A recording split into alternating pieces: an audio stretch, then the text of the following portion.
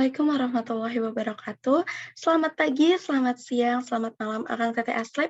Saya Pipit Fitrianti dari kelas 1 Logistik D akan mempresentasikan hasil kerja saya mengenai tugas akhir praktikum riset operasi. Soal yang pertama yaitu soal maksimasi yang diselesaikan dengan kasus linear programming. Langkah yang pertama kita masukkan terlebih dahulu data-data yang ada pada soal. Setelah itu pada bagian jumlah waktu yang terpakai kita masukkan rumus sum product. Lalu kita drag bagian X1 sampai X3, setelah itu kita klik koma, lalu kita drag bagian division, lalu kita kunci dengan klik Fn dan F4, setelah itu kita tutup kurung dan enter. Nah, pada bagian ini kita drag saja sampai ke bawah, setelah itu klik tab data, lalu klik solver. Nah, pada bagian set objektif kita masukkan H8, karena bagian itu merupakan bagian maksimasi yang kita harapkan. Lalu pada bagian to kita pilih max karena kasus ini kasus maksimasi. Pada bagian by changing variable kita masukkan bagian discussion. Nah, setelah itu pada subject to the constraint kita masukkan H9 sampai H11, setelah itu kurang dari sama dengan batasan waktu yang terpakai yaitu bagian I9 sampai I11. Lalu kita checklist bagian ini supaya tidak ada nilai yang negatif. Lalu kita pilih simple LP karena pada kasus ini menggunakan linear programming. Kita pilih solve, kita klik solve dan klik OK.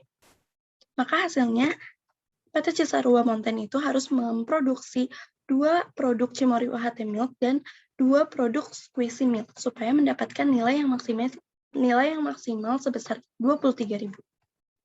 Langkah yang pertama yaitu kita klik OK.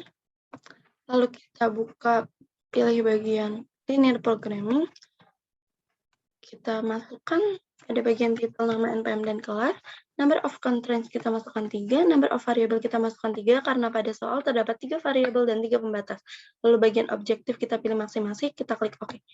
Lalu kita masukkan data-data yang terdapat pada soal.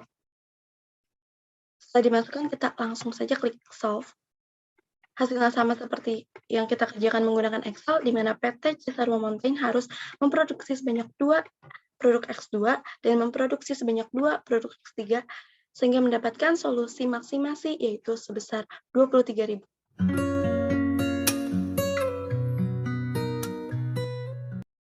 Soal yang kedua, menggunakan metode Shorter-Routers Problem karena mencari jarak terpendek. Langkah yang pertama, kita masukkan rumus di bagian net flow sebagai berikut. Setelah itu kita masukkan rumus di bagian titel jarak, sum product, on road, dan distance. Setelah itu kita ke bagian data, lalu kita klik solver. Pada bagian solver kita masukkan rumus-rumus sebagai berikut. Setelah itu kita klik solve, lalu kita klik OK. Maka didapatkan hasil jarak terpendek yaitu 33 km yang harus dilalui oleh bagian pengiriman mobil.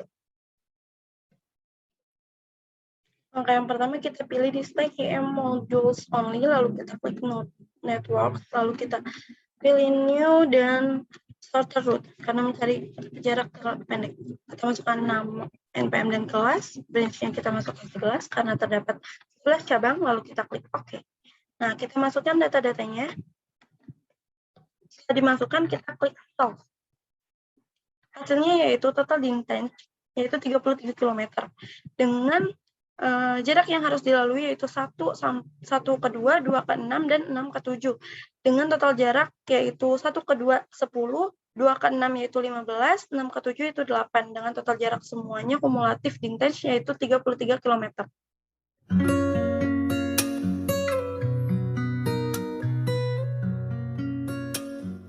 Nomor 3 menggunakan metode antrian MMS, di mana terdapat 4 tabel. Yang pertama tabel input data, tabel Q performance, tabel probabilitas, dan tabel perhitungan. Langkah yang pertama kita masukkan terlebih dahulu lambda dan mu-nya pada tabel data. Setelah itu kita ke tabel perhitungan. Di tabel perhitungan ini kita menghitung PO 0, 1 sampai 10. Kita lakukan pertama dari term 1, term 2, PO, row, LT, L, WQ, dan W menggunakan rumus-rumus yang ada di atas ini. Setelah semuanya terisi sampai PO yang ke-10, lalu kita langsung ke tabel probabilitas, di mana pada saat probabilitas 0, kita masukkan rumus lookup, lalu Bisa dilihat di sini. Setelah itu pada probabilitas ke-1 kita masukkan rumus if dan bisa dilihat rumus selanjutnya ada di sini.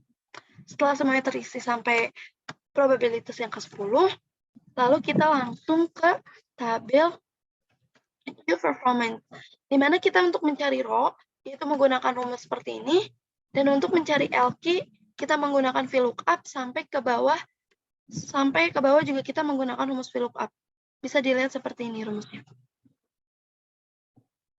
Setelah itu didapat hasil yang berwarna kuning ini adalah hasil dari soal nomor 3, di mana rho-nya itu 26%, LQ 0,0116, LS 0,79, WQ 91,52, WS 4291,52, dan probabilitas sistem kosong yaitu sebanyak 46%. Yang pertama kita klik modul waiting lines, lalu file, new, kita pilih multi-channel system karena kasusnya MMS, kita masukkan nama kelas dan NPM, lalu klik OK. Lalu kita masukkan data sesuai dengan soal. Jika tidak, kita klik OK. Maka hasilnya akan muncul average server utilization yaitu 0,26, average number in the queue atau LQ 0,2, average number in the system atau LS 0,79, average time in the queue atau WQ yaitu 91,52, average time in the system atau WS yaitu 4291,53.